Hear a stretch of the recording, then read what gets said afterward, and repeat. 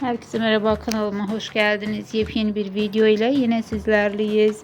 Kanal 7 ekranlarının sevilen günlük dizilerinden olan Esaret dizinin başrol oyuncusu Mahasine Merabet'ten yepyeni görüntüler geldi. Dizide hıra karakterine hayat veren güzel oyuncu birbirinden muhteşem kareleri sosyal medya hesabında paylaştı. Fotoğraflar hayranlar tarafından büyük ilgi gördü. Görüntülere kısa sürede binlerce beğeni ve yorum geldi. Biz de bu görüntüleri sizlere sunuyoruz. Umarız videomu beğenirsiniz. Değerli takipçiler, videomu beğenmeyi, kanalıma abone olup bize destek olmayı lütfen unutmayın. Bir sonraki videoda görüşmek üzere. Hoşça kalın.